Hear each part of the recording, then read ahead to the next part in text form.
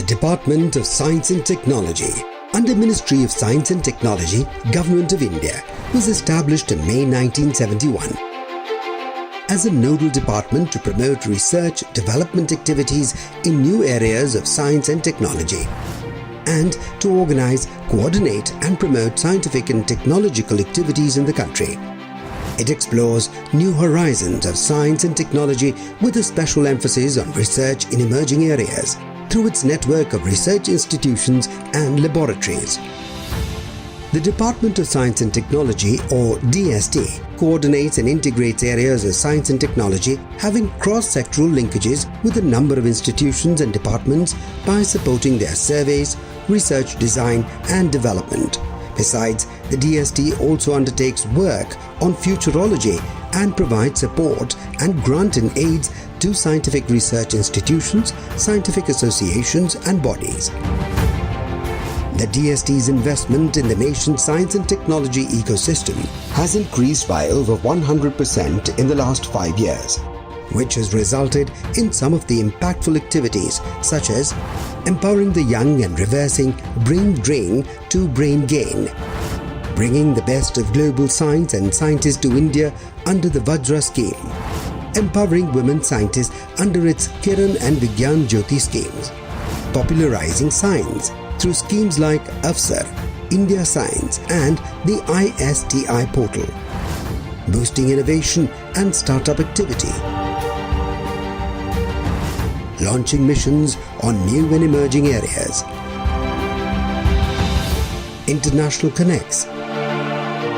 DST today offers 50,000 Inspire scholarships at the university level, 4,000 Inspire doctoral fellowships to young students and 700 Inspire faculty fellowships to young researchers.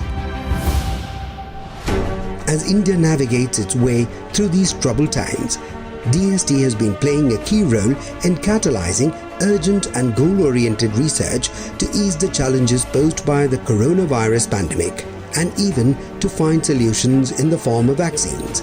DST's team of scientists and researchers lead the nation's foray into the cutting-edge scientific research, its validation and its effective outreach and make this country healthy and thriving once again.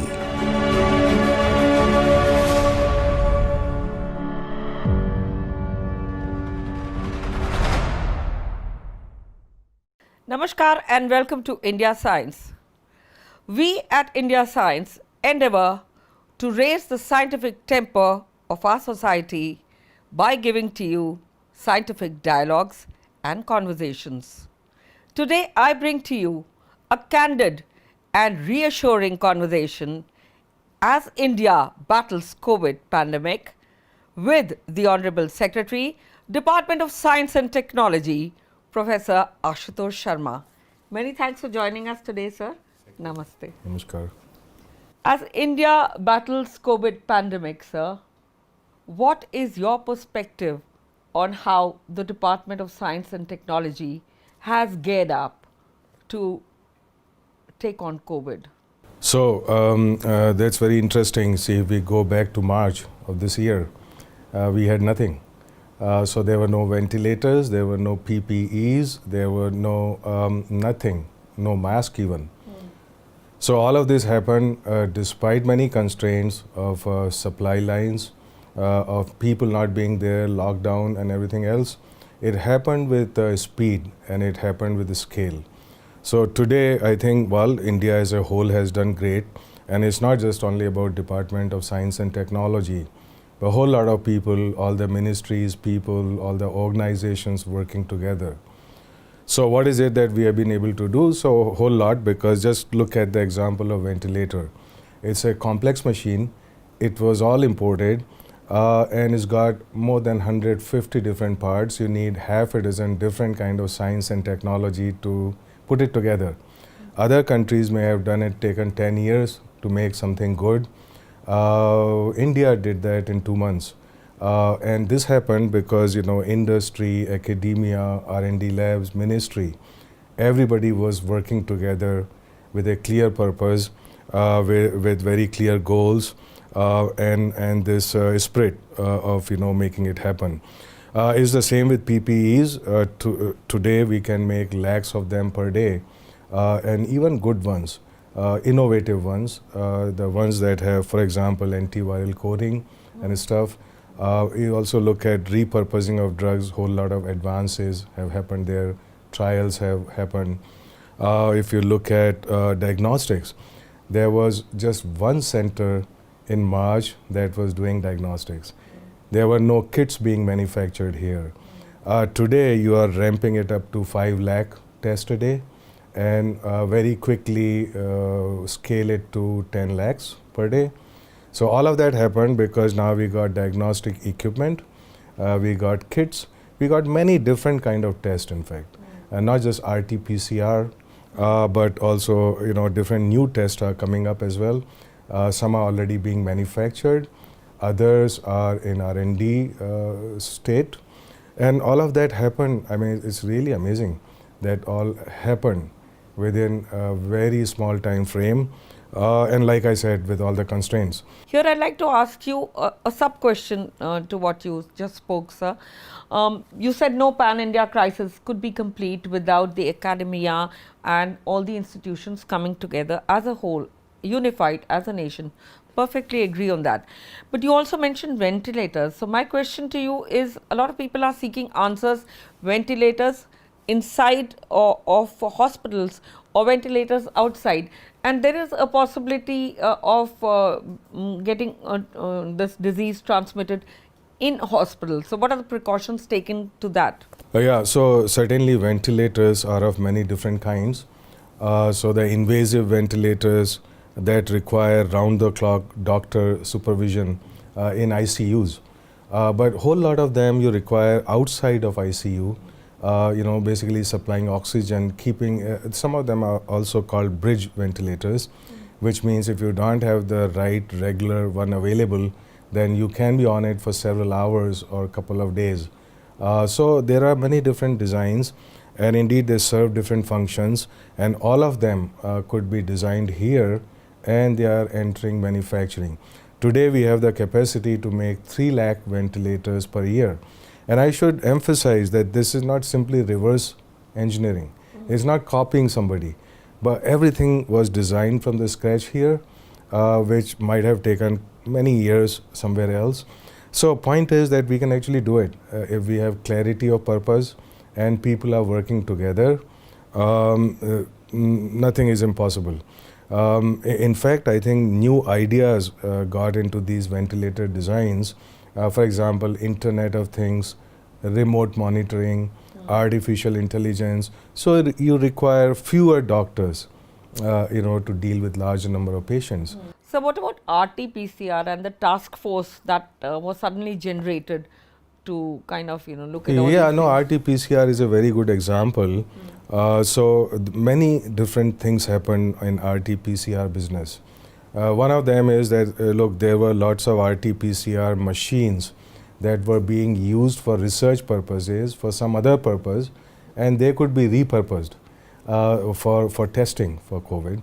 Second thing one needed was these testing kits. And there are a couple of different kinds that were being imported. But today we have many different innovative kit products right here in the country. So they use novel primers, they use novel, even some of them are what is called probeless. So what I'm saying is not simply about copying, but even making more effective ones than were available. And this is today is no problem because we have all sorts of diagnostic kits being manufactured here at a fraction of a cost of the imported ones, and equally effective and innovative. So diagnostics been a very interesting area. RT-PCR, you said, is one aspect of it. There is also this, antibody testing.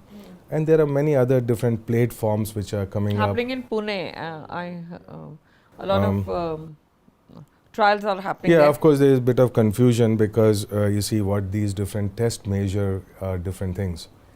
So RT-PCR basically tells you if you have, mostly if you have a live virus right now, if you're infected with a virus. The antibody test just tells you that you have been at some point exposed to virus, in response to which antibodies are generated. You may not have a live infection anymore. So it tells you about the history of, if you were infected. One may even not know whether one was infected. Yeah. On this note, we are going in for a short break. Stay tuned. Keep watching India Science.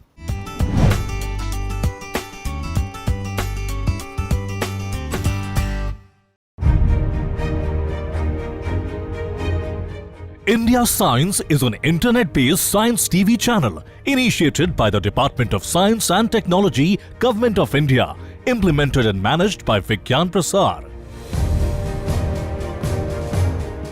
India Science on the URL www.indiascience.in is a bilingual channel with content in Hindi and English.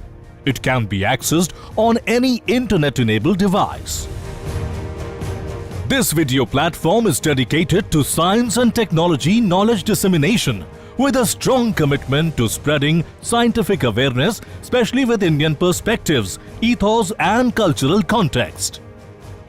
The India Science mobile app can be downloaded from the Google Play Store and Apple Store.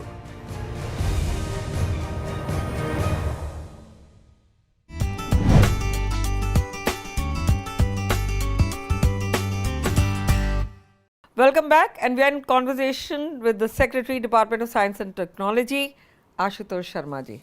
So you also mentioned in your conversation a little prior to what we are talking now about the scalability of the projects that are approved for research. So how does one fast track such projects, and what is the Yeah, so funding? see, scalability comes because because we know that market demands these things, and there is a company, an industry or a startup which is working from the beginning with academia and with R&D labs. So while they are actually designing and making it, also the plans for manufacturing and scale up are happening in parallel.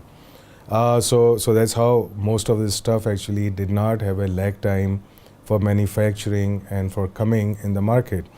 About funding, there are several modes of funding. In fact, Technology Development Board of DST, they provide funding to companies for manufacturing indigenous technology. So they have provided funding for many different things, for ventilators, for diagnostics, and so on. We also provided funding to over 70 startups which have some relevant product which is very close to manufacturing. So this was very interesting that within a month we could map all the startups and their business, over 700 startups in the country, and then saw which of these could be supported in order to get a product out very quickly. So that's another mode of funding. The third mode of funding was for basic science or studies that I talked about. This is about the behavior of virus. It's also about repurposing of drugs and so on. Another, the reason I said this is a multi-dimensional problem is because it's not just about virus, it's about prevention, it's about knowing the behavior, it's about communicating as well.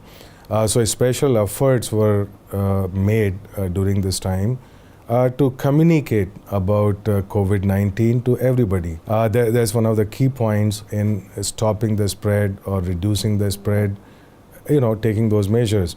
So Vigyan Prasar, for example, which is part of DST, has been making very strong efforts to put in different media.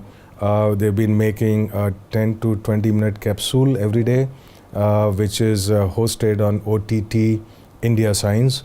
It has all the information, the latest information about what's going on, where are we, where we need to be, how do we get there. The top experts in the area have been talking about it.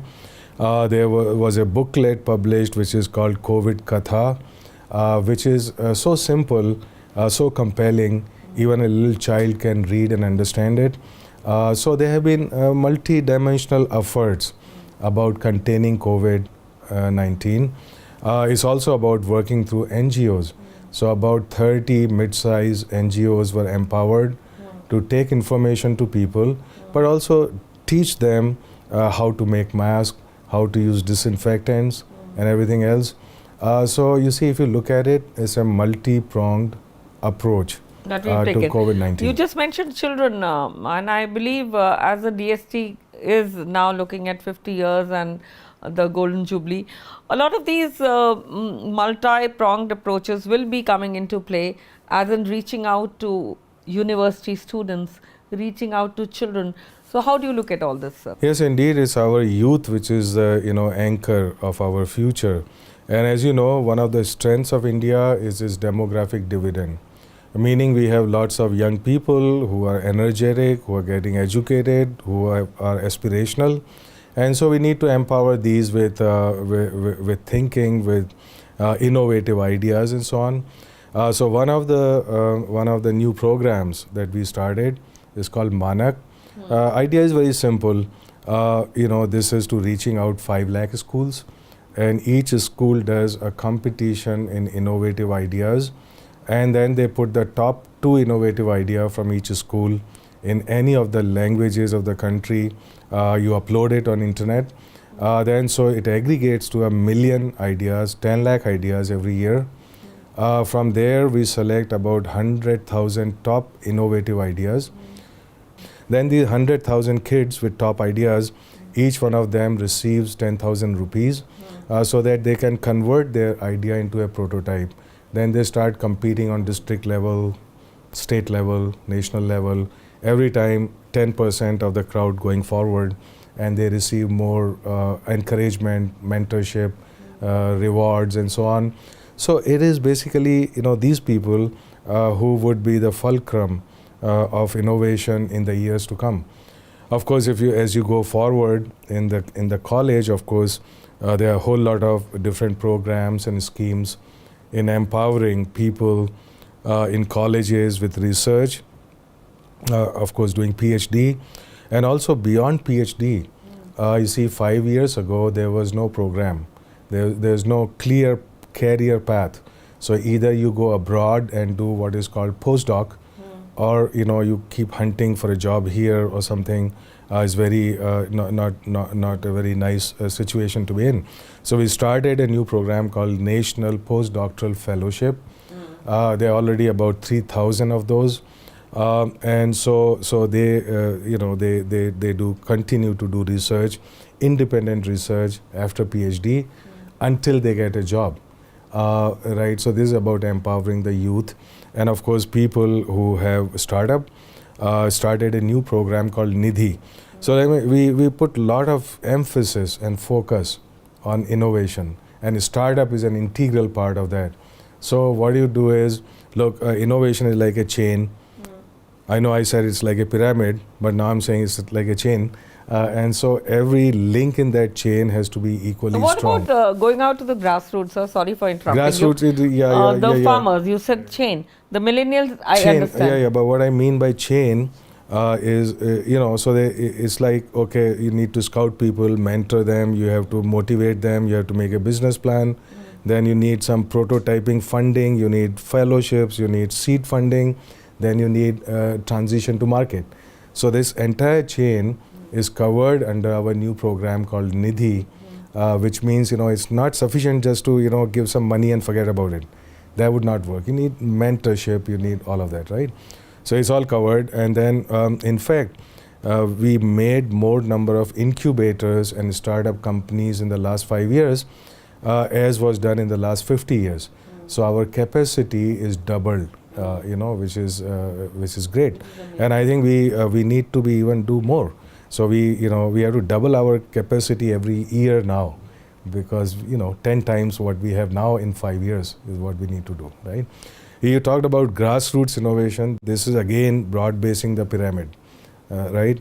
Because a whole lot of ideas would come from farmers, they would come from people living in small towns, villages, children, right? Women, everybody. So all the people who are somehow not touched by our efforts in innovation. So certainly as my friend, Dr. Anil Gupta, is a big champion of these grassroots innovation through National Innovation Foundation in Ahmedabad, where he said, look, the minds on the margins of society are not marginal minds. And we often make that mistake. We think, hey, this guy is coming from a small town, doesn't speak English, he can't be too intelligent, he has no solutions to our problem. That's not true at all. So some ideas would come from IITs and PhDs, and some ideas of a different kind, which we otherwise would not get, would come from grassroots. And so, of course, idea is to capture these ideas and have patenting on them, have mechanism for their incubation, and all of that is happening through NIF. But we need much more of it. We need, again, the scale is important. So to have 10x, to have 100x, and this is what we are working on. They already have something like few lakh ideas in their data banks, and a few thousand of those have already been converted into enterprises. Yes, absolutely. And on that note, we're going in for a short break. Stay tuned. When we come back, we talk more about the vision of DST in the years to come.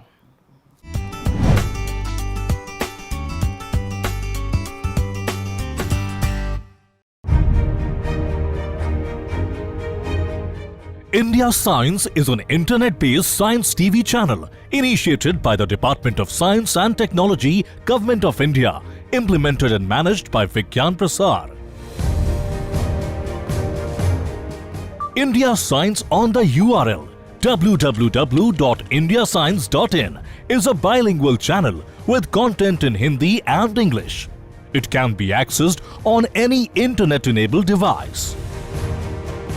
This video platform is dedicated to science and technology knowledge dissemination with a strong commitment to spreading scientific awareness, especially with Indian perspectives, ethos and cultural context.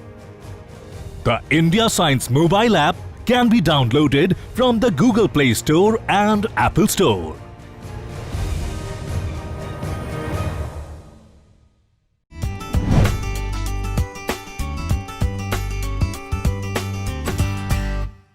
Welcome back. You're watching India Science, and we are having a candid conversation with Secretary, Department of Science and Technology, Professor Ashutosh Sharma.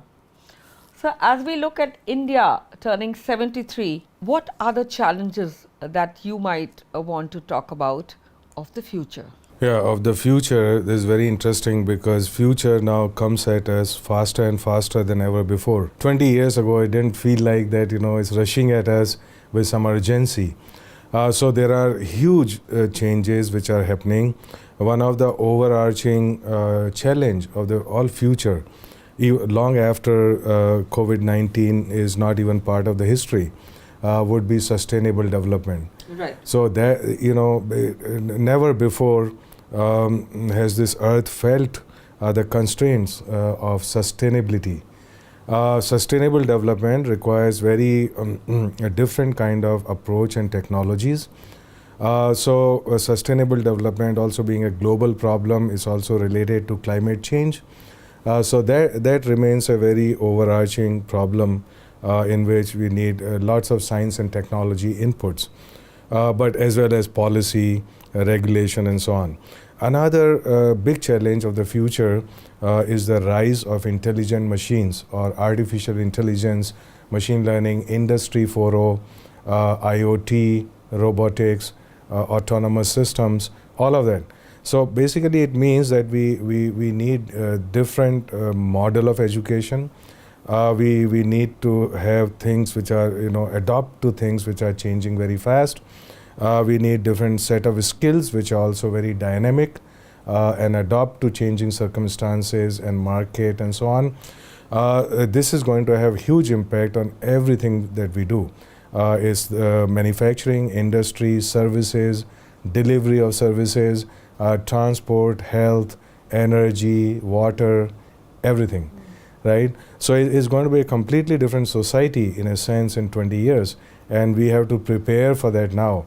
And that preparation, we started a national mission last year with a budget of 3,600 crores, for next 3-4 years. So it sets up the foundation to build on.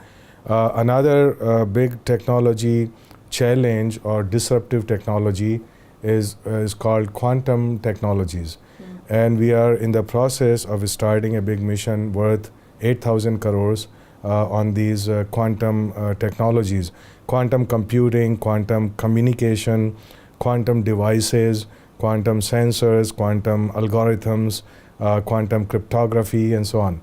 Whole lot of things. But idea is that you basically be ready for the future, so that you're not in the danger of completely being swept away by industry coming from somewhere else. Other challenges which also relate to sustainable development and so on is about clean energy, electric mobility. So we've been working on designing, for example, charging stations and making standards for them, which you would see very soon coming up in market. So there are, you see, the point is that the future is always changing. So there are two aspects of this change: to make appropriate technologies that address the change that happens, but also in our education, in our training, in our skills, to create a base which, no matter which technology comes, you are able to deal with it. And you're abreast quickly. of it, absolutely. And in fact, so the new policy that we are evolving now is called Science, Technology and Innovation Policy 2020, would address all these points. It would, critical thing is, it would address connection between different knowledge systems, from knowledge generation to knowledge consumption. And so once you have this seamless chain, then your science and technology and its strength finds the outlet. And that's what we want to do. That's one aspect of the future, that we need good policies, we need dynamic policies, we need implementable policies. So part of the future is about that. And on that note, many thanks for joining us today, sir. We wish you all the best in the years to come, and we wish to see a very bright future for the DST. Thank you very much indeed, and with all your support, it will happen. And to all our viewers, I'd like to assure you that hope lies perennial in the hearts of man, and necessity is the mother of invention. So we at India Science bring to you newer ideas. Keep watching us. We are indeed unstoppable. And it is my plea to all Indians today that let us stop obsessing over targets and goals, but focus on the process. Thank you so much for watching. Many thanks.